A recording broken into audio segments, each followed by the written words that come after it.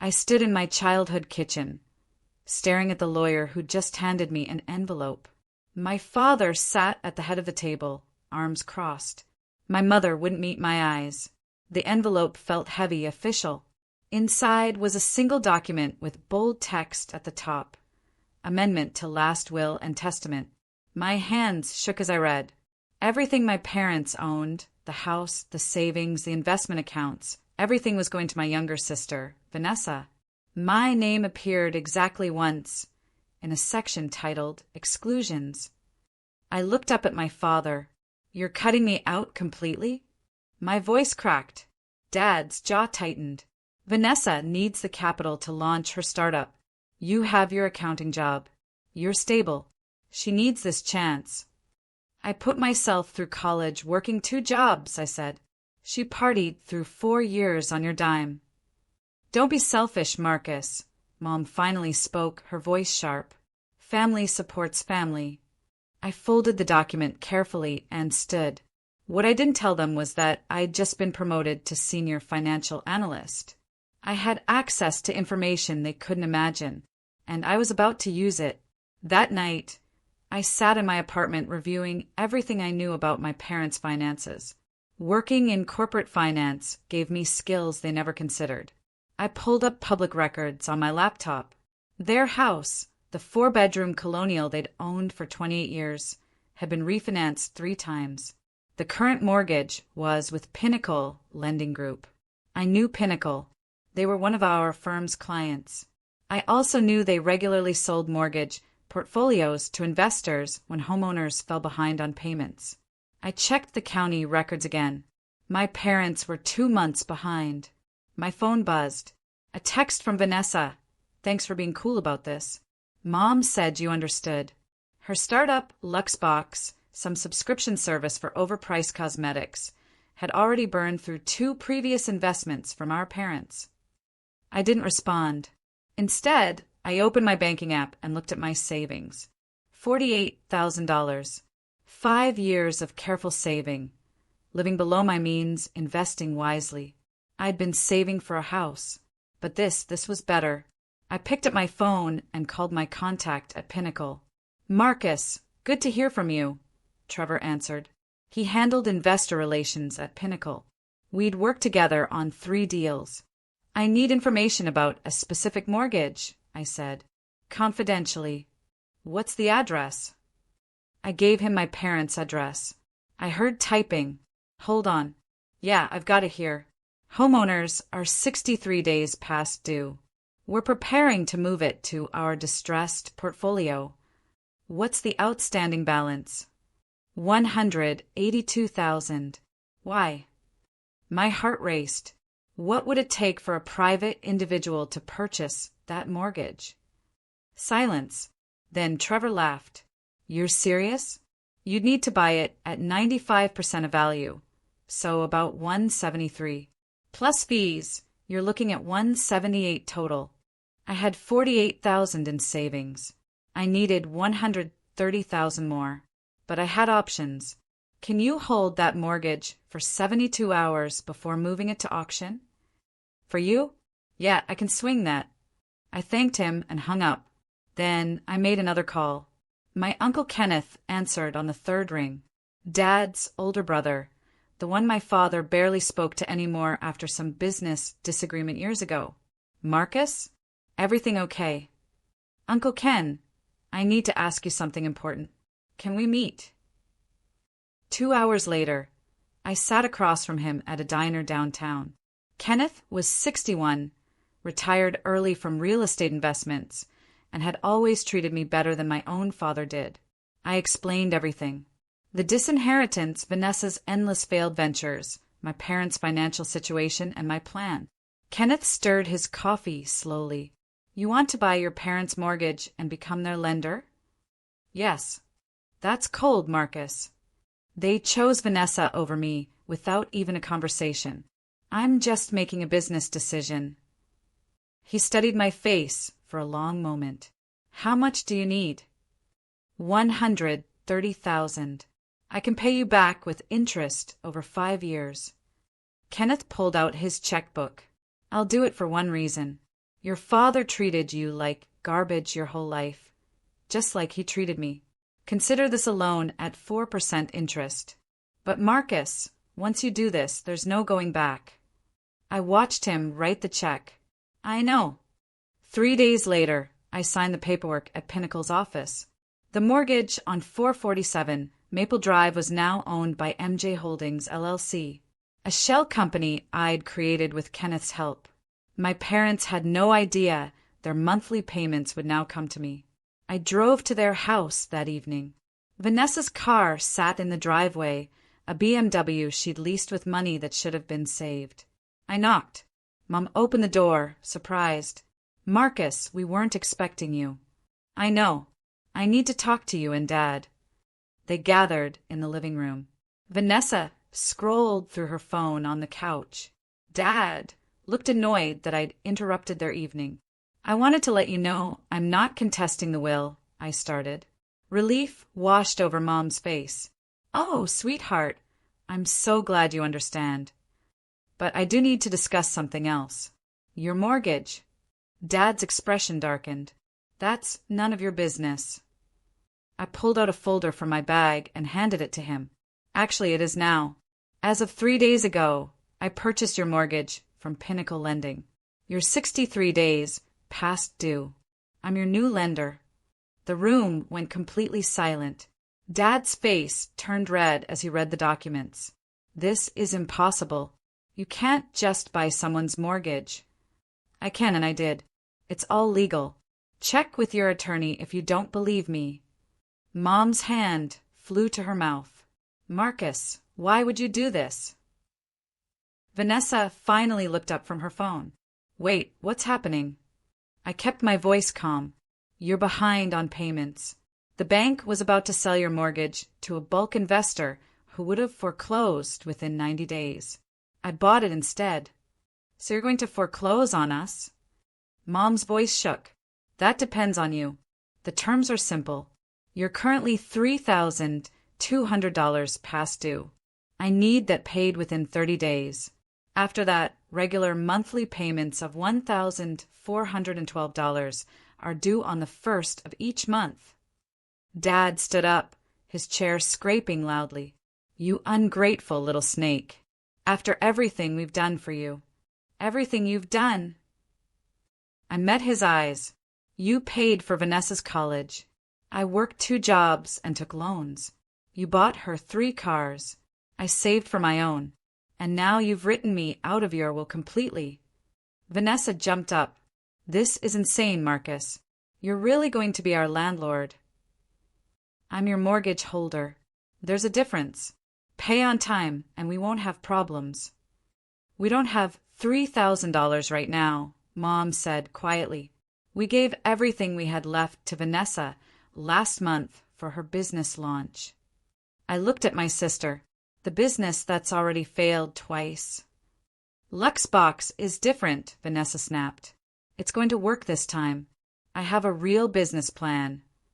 Then you should have no problem helping Mom and Dad catch up on their mortgage.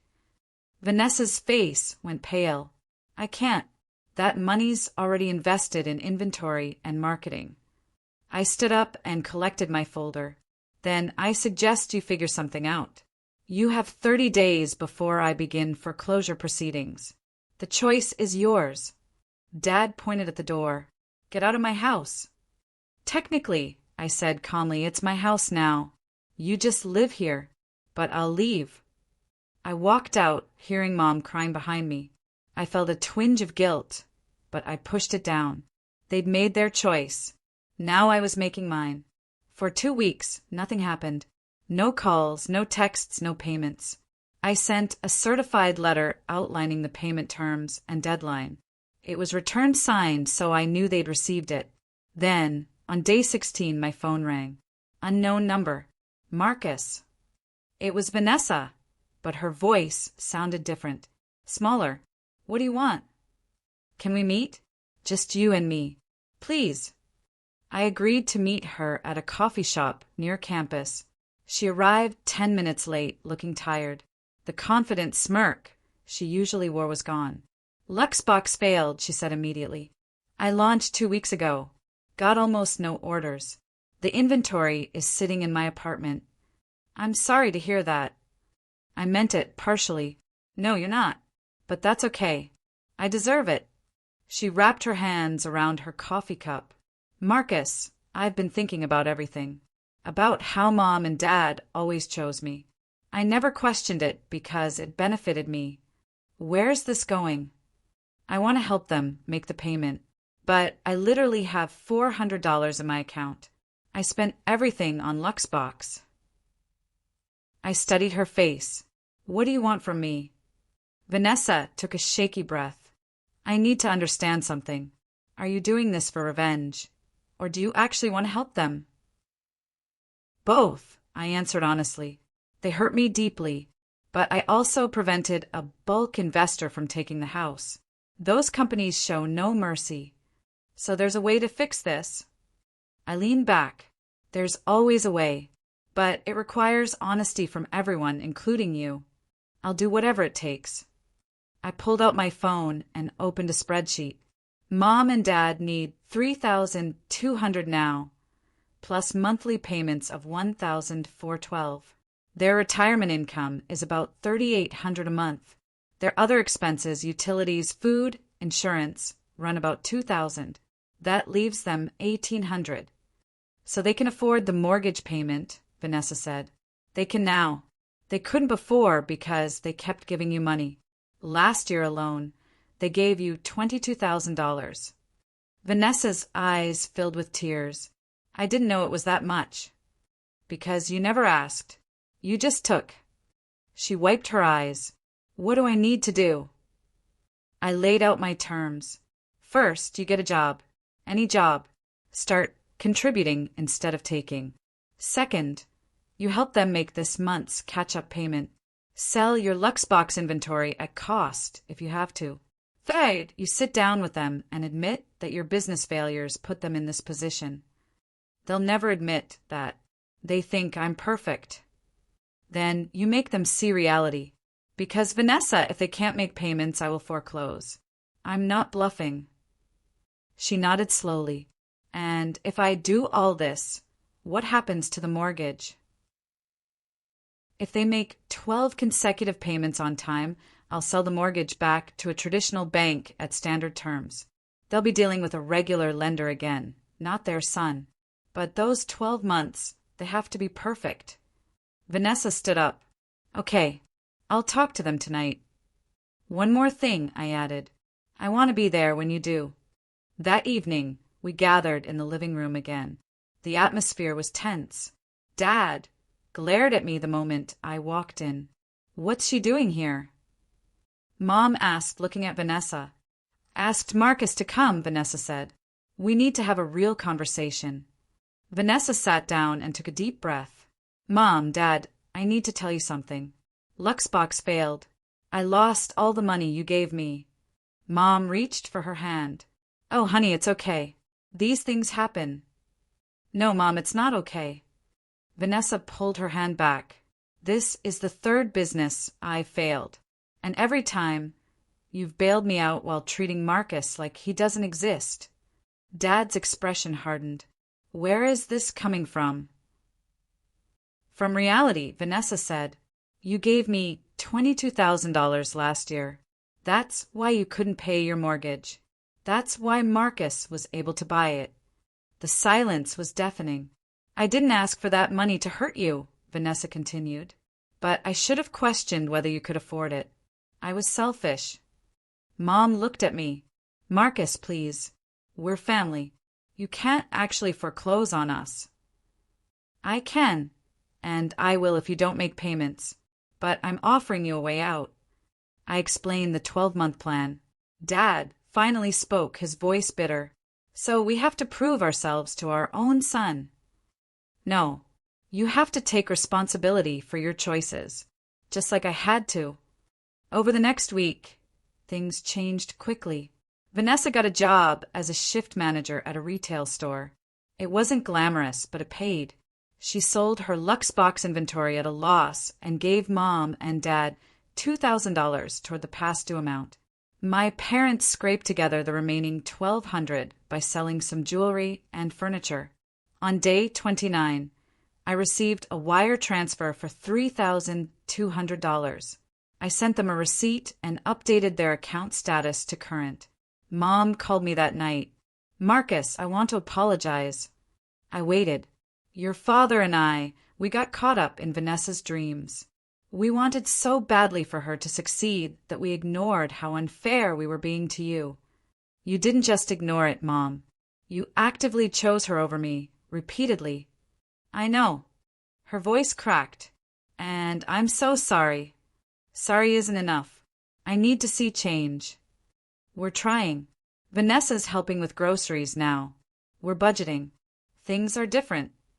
I softened slightly. "That's good. Keep it up. I'll be watching the account." Month 1 passed. Payment arrived on time. Then month 2. By month 3, a pattern emerged. They were managing their money better than they had in years. During month 4, Dad called me. This was the first time he'd reached out since I'd bought the mortgage. "Marcus, I need advice." I was genuinely surprised. "About what?" "Kenneth called me. He said he loaned you the money for the mortgage." "He did." "Why would he do that?" "We haven't spoken in years." "Because, unlike you, he believed in me. He saw what I was trying to do." Dad was quiet for a moment. "What were you trying to do? Punish us?" "At first, maybe. But mostly I was trying to save you from yourselves. A bulk investor would have taken this house in 90 days. You would have lost everything. So you did this to help us?" "I did this because someone had to make you face reality, and I was the only one willing to do it." Mom nodded, tears streaming down her face. "When you bought that mortgage, I was furious. I thought you were being cruel, but you were being honest. You were showing us what we'd become, and you gave us a chance to fix it." I felt my own eyes getting wet. "So I'm saying this in front of everyone. I'm sorry, Marcus. I'm sorry for every time I chose your sister over you. I'm sorry for making you feel invisible in your own family. And I'm grateful that you're a better man than I ever was, because you could have destroyed us, but instead, you saved us." The room was silent except for Mom's quiet crying. I stood up and faced my father. "I forgive you, both of you, and I'm proud of the changes you've made." We hugged, really hugged, and something that had been broken for 3 decades started to mend. Dad sighed heavily. "I was a terrible father to you, wasn't I?" The admission hung in the air. I'd waited my whole life to hear something like it. "You weren't terrible. You were just absent. Everything went to Vanessa. I got the leftovers. I thought you were strong enough to not need us." Everyone needs their parents, Dad. By month 6, something unexpected happened. We started having dinner together once a month. It was awkward at first, but gradually we found our rhythm. Vanessa talked about her retail job. She'd been promoted to assistant manager. Mom shared stories about her book club. Dad discussed his golf game. And I talked about work, about the projects I was leading, the recognition I was getting. For the first time, they actually listened. "I didn't realize how well you were doing," Mom said during one dinner. "A senior analyst at 32. That's impressive." "I've been doing well for a while. You just never asked." Dad set down his fork. "That's on us. We took you for granted." After dinner, Vanessa pulled me aside. "Thank you." "For what?" "For not giving up on us. You could have just foreclosed and walked away. Instead, you gave us a chance to fix things." "You're the one who stepped up," I said. "You got a job, helped them out. That took courage." She smiled, the first genuine smile I'd seen from her in years. "I hated you for about 2 weeks, you know. But then I realized you did what none of us could. You told the truth." Month 7 brought a challenge. Dad had a minor health scare, nothing serious, but it required some medical tests not fully covered by insurance. The bill was $1,800. Mom called me, panicked. "Marcus, we might be short on the mortgage this month." "How short?" "Maybe $400. The medical bills." I'll tell you what, I interrupted. Pay what you can on time. We'll work out the rest. Really? You've made 6 consecutive payments. You're trying. I'm not going to punish you for a medical emergency. They paid $1,000 on the first of the month. I marked it as a partial payment and called Dad. You've got 30 days to pay the remaining $412. No penalties, no late fees. But it has to be paid before next month's payment is due. We'll make it work, Dad promised. And they did. 23 days later, the remaining balance came through. Month 8's payment arrived early. I started to realize something. This wasn't about the money anymore. It was about rebuilding something that had been broken for decades. Month 9, Vanessa invited me to lunch without the parents. We met at the same coffee shop where she'd first apologized. I've been thinking about the will, she said. What about it? It's not fair. I want them to change it. I shook my head. That's between you and them. Marcus, I'm serious. I don't deserve everything. You've proven you're the responsible one. I don't want their money, Vanessa. I never did. I wanted their respect. She reached across the table and squeezed my hand. You have mine. For what it's worth. It's worth a lot, actually. Later that week, Mom called. Your father and I have been discussing the will. You don't need to. Please let me finish. We're changing it. Everything will be split equally between you and Vanessa. We've already contacted the attorney. I felt emotion rising in my throat. Thank you. We should have done this from the beginning. Better late than never. After I hung up, I sat in my apartment staring at nothing. Kenneth's words echoed in my mind. Once you do this, there's no going back. He'd been wrong. I had gone back, but to something better than what we'd had before. Month 10 arrived with an unexpected development. I got promoted to Director of Financial Analysis. The salary bump was substantial, nearly $40,000 more per year. At our monthly dinner, I shared the news. Dad stood up and hugged me. It was the first time he'd hugged me since I was a child. I'm proud of you, son. Those 4 words meant more than any inheritance ever could. Mom cried happy tears. Vanessa raised her glass.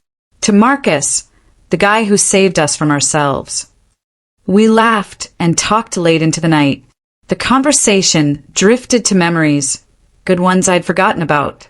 Dad teaching me to ride a bike. Mom helping with a science project. Vanessa and I building forts in the backyard. The painful memories were still there, but they felt smaller now, less sharp.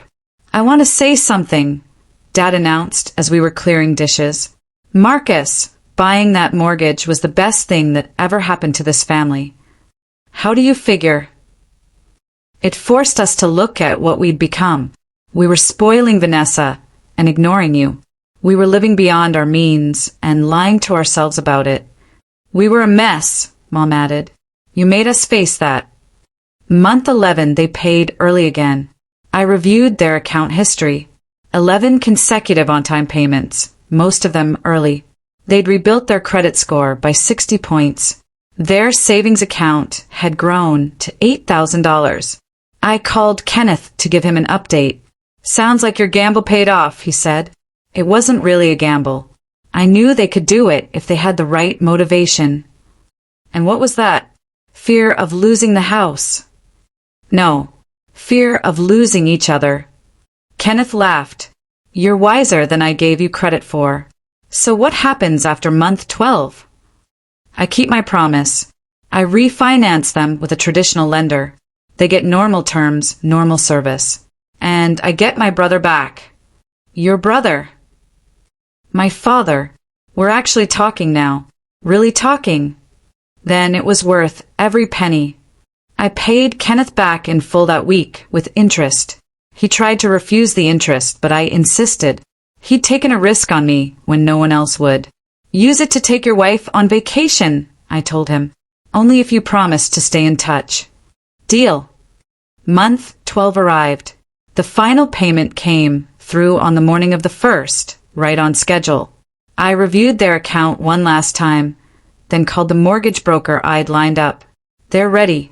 Credit score is 692, 12 months of perfect payment history, steady retirement income. Get them the best rate you can. Within 2 weeks, the refinance was complete. My parents now had a 30-year fixed mortgage at 5.2% with Greenfield National Bank. Lower payment, better terms, no family drama attached. I drove to their house to deliver the news in person. Everyone was there, including Kenneth, whom I'd invited. As of today, I announced, your mortgage is with Greenfield National. You're no longer paying me.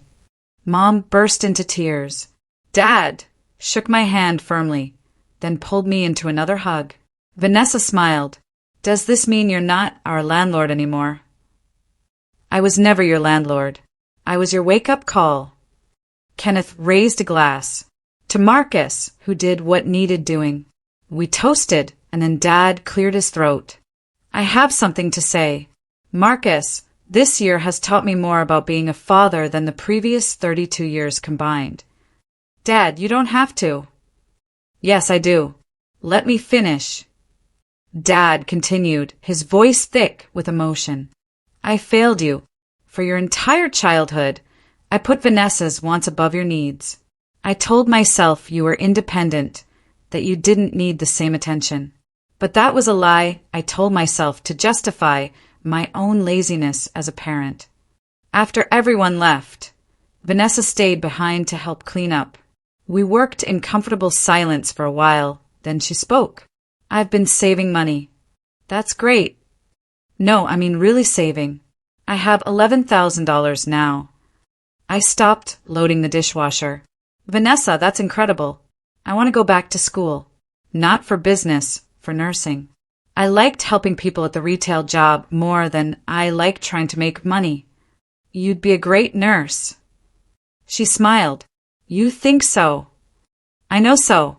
You're good with people when you're not pretending to be someone you're not. That's actually really insightful. She paused. Marcus, can I ask you something? Why didn't you just let them lose the house? Why go through all this trouble? I thought about it carefully, because underneath all the hurt and resentment, they're still my parents, and you're still my sister. I didn't want revenge. I wanted my family back. Well, you got it. We're a weird, dysfunctional mess, but we're yours. We laughed, and it felt good. 6 months after the refinance, life had settled into a new normal. I'd started dating someone from work, a woman named Claire, who thought my mortgage story was either brilliant or insane. She couldn't decide which. Both, I told her. It was definitely both. Vanessa enrolled in nursing school and was thriving. She'd sold her BMW and bought a used Honda. Best decision I ever made, she'd said. Turns out I don't need a fancy car to feel good about myself. Mom and Dad downsized their lifestyle even more. They sold things they didn't need, cut subscriptions, started cooking at home instead of eating out. Their savings account grew to $15,000. We're building an emergency fund, Mom explained proudly, so we never have to burden our children again. At Sunday dinner, which had become a weekly tradition, Dad asked about my promotion. They want me to lead the West Coast expansion, I said, but it would mean relocating to Seattle for 2 years. That's a huge opportunity, Vanessa said. It is, but I'd be leaving you all behind. Dad reached across the table and put his hand on mine. Marcus, you've spent the last year saving this family. Don't let us hold you back from your dreams now. He's right, Mom added. We'll be here when you get back. We're not going anywhere. I accepted the Seattle position. The going-away party my family threw was everything I'd ever wanted from them. Thoughtful, personal, filled with love. Vanessa gave me a photo album she'd made, filled with pictures from the past year. So you don't forget us, she said. Mom and Dad gave me a watch. Your grandfather's, Dad explained. I should have given it to you years ago. I'm giving it to you now. Kenneth showed up with his wife. Proud of you, kid. You turned a bad situation into something beautiful. On my last night in town, I drove past the house on Maple Drive. It looked the same from the outside, but everything inside had changed. A family that had been broken was healing. A son who'd felt invisible now felt seen. I thought about the moment I'd decided to buy that mortgage. How angry I'd been, how hurt. I'd wanted to punish them, to make them feel the pain they'd caused me. But somewhere along the way, punishment had turned into redemption. For all of us. My phone buzzed. A text from Vanessa. Don't get too cool in Seattle. We still need you here. I smiled and typed back. I'm not going anywhere. Not really. 2 years in Seattle flew by. I led the expansion successfully, built an incredible team, and learned more about leadership than I'd thought possible. Claire, and I got serious. She moved out to join me after 6 months. Your family calls you every Sunday, she observed one morning. That's rare. We lost a lot of time. We're making up for it. Throughout those 2 years, I watched from afar as my family continued to grow. Vanessa graduated from nursing school with honors. Mom started volunteering at a food bank. Dad reconnected with Kenneth, and they rebuilt their relationship too. When I returned home for Vanessa's graduation, Dad pulled me aside. I've been thinking about what you did, he said. Buying the mortgage, forcing us to change. Ancient history, Dad. No, listen. I've been talking to other parents who struggle with favoritism. I want to write about our experience, maybe help others avoid our mistakes. But I need your permission. I was stunned. You want to write about this? With your blessing, I think our story could help people. Show them that families can recover from even the worst mistakes. I thought about all the comments I'd imagined people would make if they knew our story. The judgment, the criticism. But I also thought about the families who might benefit from our truth. Do it, I said. Tell the whole story. Dad's article was published in a parenting magazine 6 months later. It was titled The Son Who Bought Our House: How Financial Crisis Saved Our Family. The response was overwhelming. Hundreds of comments from parents who recognized themselves in our story, from adult children who felt invisible, from families struggling with favoritism and financial codependency. Dad appeared on a podcast to discuss it. The hardest thing I ever did was admit I'd failed my son, he told the host. But that admission saved our family. The article went viral. News outlets picked it up.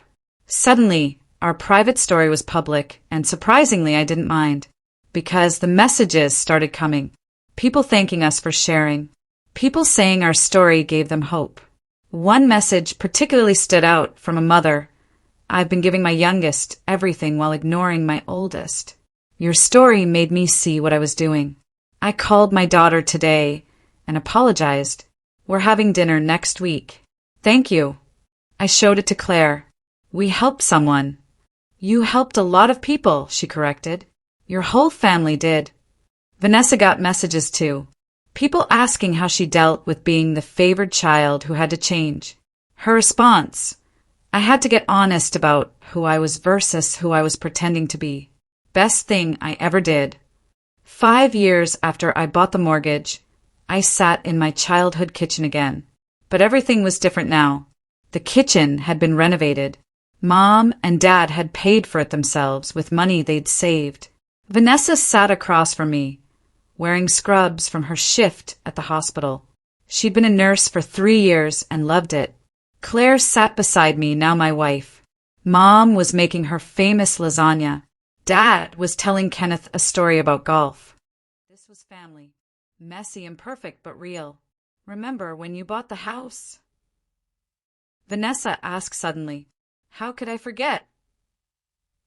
I tell that story to my patients sometimes, the ones struggling with family stuff. I tell them how my brother saved us by refusing to let us keep lying to ourselves. Dad overheard. Best investment I ever made was failing to pay that mortgage on time. We all laughed. Later, as Claire and I drove home, she asked, "Do you regret it? Any of it?" I thought about the anger, the pain, the risk I'd taken. I thought about the 12 months of uncertainty, wondering if my family would step up or fall apart. But then I thought about Sunday dinners, about Dad's hugs, about Vanessa's transformation, about Mom's genuine apologies. No regrets, I said. Not a single one. Because sometimes the only way to save the people you love is to stop protecting them from the truth. Sometimes you have to let them fall so they can learn to stand. And sometimes buying your parents' house is the most loving thing you can do.